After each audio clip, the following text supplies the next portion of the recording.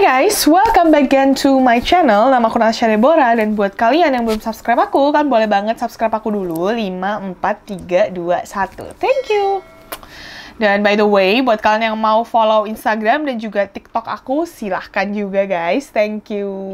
Oke guys, jadi di video hari ini aku bakalan ngebahas sebuah kasus yang bener-bener gila banget. Ini tuh kasusnya bukan pembunuhan, bukan juga konspirasi, melainkan ini adalah sebuah kasus tentang seorang gadis yang dia itu dalam ceritanya dia tuh kayak kerasukan 7 iblis sampai dia harus kehilangan nyawanya. Dan guys, dalam kasus ini dia itu juga udah pernah dijadiin film, judulnya adalah The Exorcism of Emily Rose. Disclaimer guys, buat kalian yang mau nonton film itu sebenarnya ada di Netflix, tapi kalian kalau misalnya nonton, ya aku saranin siang-siang sih kalau misalnya kalian gak berani, karena filmnya tuh bener-bener menurut aku, setelah aku menonton sekian banyak film horor, menurut aku dia itu salah satu yang terseram sih. Oke guys, jadi nggak usah lama-lama lagi, kita langsung masuk aja ke videonya. Disclaimer guys, aku cuman mau bilang buat kalian semua yang mau ngasih opini tentang cerita ini, kalian tuh tetap harus sopan dalam perkataan dan juga tindakan kalian guys. So first of all, aku bakalan ngebahas tentang latar belakangnya Anneliese Michel dulu. Anneliese Michel ini lahir pada tanggal 21 September tahun 1952, tepatnya di Bavaria, Jerman. Dari kecil, Anneliese ini dikenal sebagai seorang anak yang sangat cantik, terus dia juga ceria banget, dan dia itu pinter, terus dia itu kayak pokoknya bring happy vibes around other people. Dan satu hal lagi, orang-orang itu mengenal Anneliese sebagai seorang anak yang sangat-sangat religius. Tapi guys, tiba-tiba di tahun 1968, tepatnya pada saat itu Anneliese ini berusia 16 tahun. Dan saat itulah tiba-tiba Anneliese ini lagi posisinya berdiri nih, terus tiba-tiba dia terjatuh, tergeletak, gak tahu alasannya apa. Dan di malam hari yang sama juga, Anneliese itu bilang bahwa dia itu merasakan bahwa ada sesuatu yang menekan dadanya ke arah kasur yang ia tiduri. Jadi kayak posisinya dia tidur, terus dia merasa kayak ada yang neken dadanya ke bawah gitu loh guys. Setahun kemudian, tepatnya di bulan Agustus tahun 1969, hal yang sama itu terjadi lagi. Dan karena hal itu, akhirnya mamanya Anneliese ini memutuskan untuk memanggil dokter keluarganya mereka yang bernama Dr. Falk. Dan mamanya Anneliese ini juga memanggil seorang dokter ahli syaraf yang bernama Dr. Newt.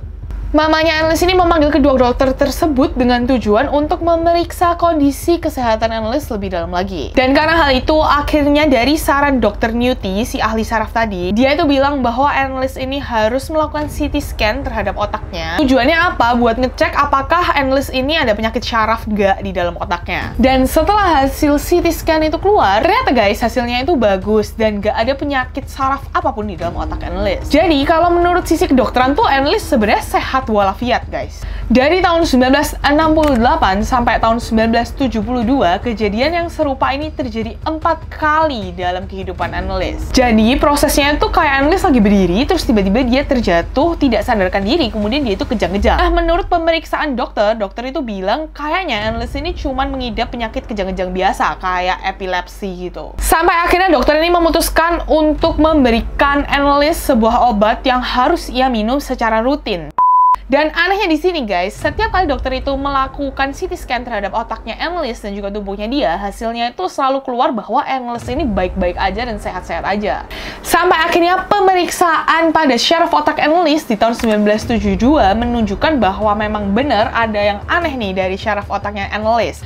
Cuman dari sisi kedokteran, mereka tuh nggak bisa ngejelasin, mereka tuh nggak bisa ngedescribe sebenarnya apa yang terjadi dalam syaraf otaknya Anneliese ini. 1 tahun kemudian, tepatnya di tahun 1973, pada saat itu Anneliese ini berusia 21 tahun, dan pada saat itu juga hal-hal misterius dan gaib itu mulai terjadi dalam kehidupannya Anneliese yang juga mempengaruhi hidupnya dia. Awalnya Anneliese ini sering banget mendengarkan sebuah ketokan gitu setiap malam waktu dia itu lagi tidur. Bahkan gak cuma itu aja, melainkan Anneliese ini juga sering banget dengar suara bisikan gitu yang ngebisik ke telinganya dia, bilang kalau misalnya dia itu bakalan masuk neraka. Bahkan guys, Anneliese ini juga pernah suatu waktu dia itu berdiri, diam, kayak ngelamun gitu. Dia itu natap patungnya Bunda Maria dengan tatapan kosong, dan waktu dilihat matanya Anneliese itu bener-bener full warna hitam.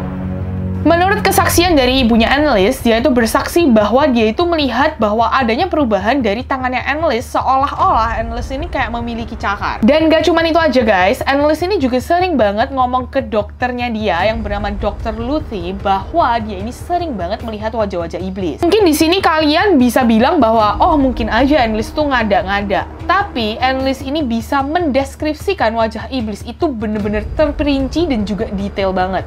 Anneliese ini juga bilang bahwa dia itu bisa merasakan kalau misalnya iblis-iblis itu tuh ada di dalam tubuhnya dia. Anneliese dan keluarganya ini juga sering banget bersaksi bahwa mereka ini sering banget tiba-tiba mencium bau kotoran yang kayak udah terbakar gitu. Singkat cerita guys, karena kejadian-kejadian misterius ini tuh masih terus-terusan terjadi dan makin hari itu makin parah, akhirnya ibunya Anneliese ini memutuskan untuk ngekontak seorang pejabat agama, atau singkatnya adalah seseorang yang memiliki jabatan dalam agama tertentu. Dan akhirnya mereka itu bertemu dengan seorang pastor yang bernama Father Alt, atau nama aslinya itu adalah Ernst Alt. Mereka akhirnya bertemu dengan Father Alt di bulan November tahun 1973. Dan di bulan yang sama juga, Anneliese ini pergi ke seorang psikiatris gitu. Dan si psikiatris ini itu mendiagnosa Anneliese itu memiliki penyakit syaraf dan juga sakit epilepsi. Kemudian dari hasil check-up-nya dia bersama dengan psikiatris tersebut, si psikiatris ini akhirnya memberikan Anneliese sebuah obat. Obatnya ini itu bernama Tigretol. Dan di tahun yang sama juga, tahun 1973 ini, Anneliese ini tiba-tiba mengalami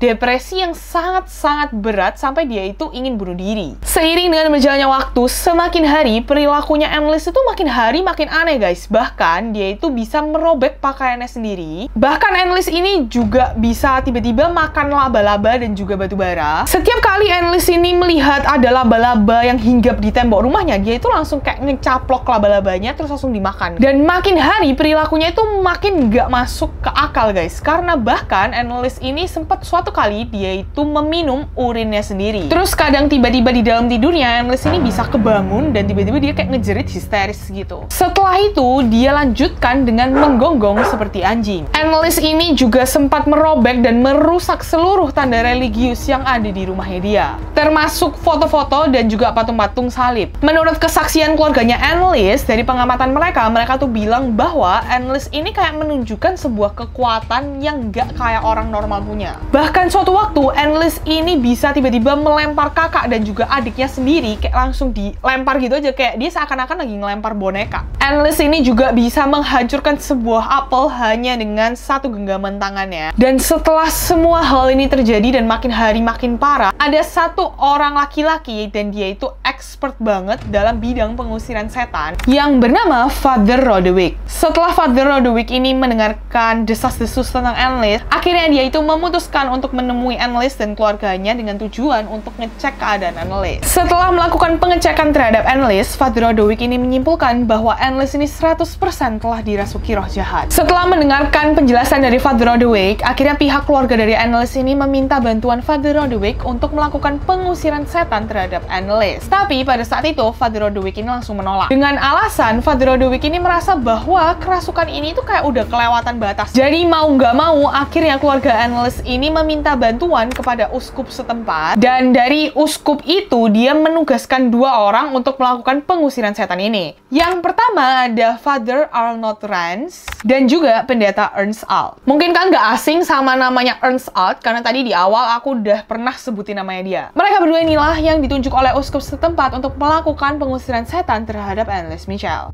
24 September tahun 1975 dilakukanlah eksorsisme pertama terhadap Anneliese Michel. Pada saat itu, Pastor Rans ini memperbolehkan beberapa sesi untuk direkam menggunakan kaset.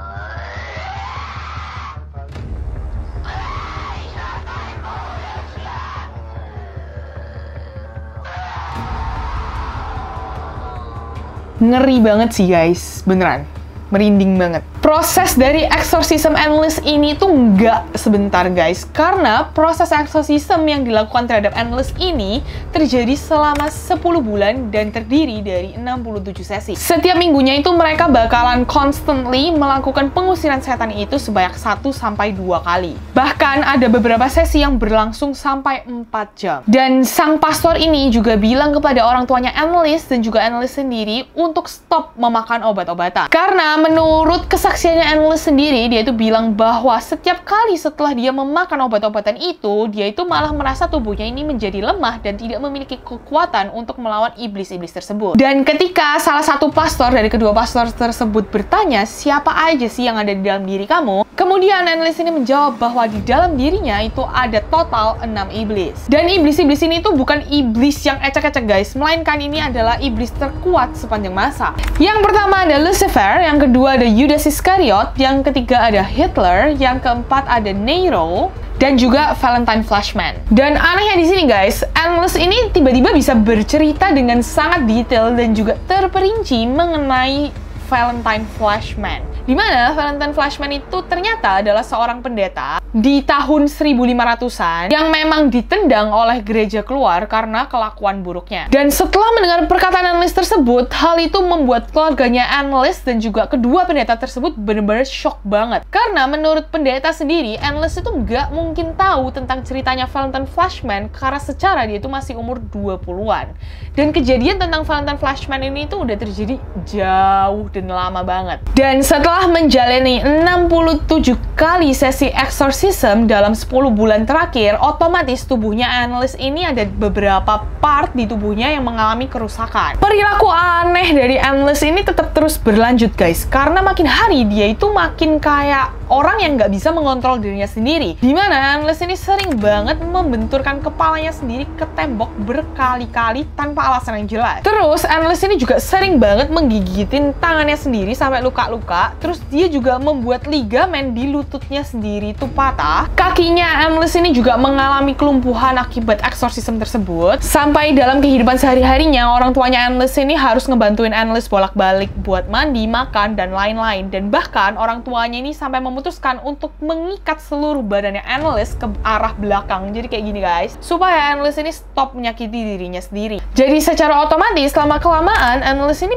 pasti jadi makin kurus guys. Secara logika kita ngomong, kalau misalnya orang makin kurus, otomatis kekuatannya dia itu juga pasti makin berkurang dong untuk membawa sebuah beban yang berat dibandingin orang yang lebih berisi.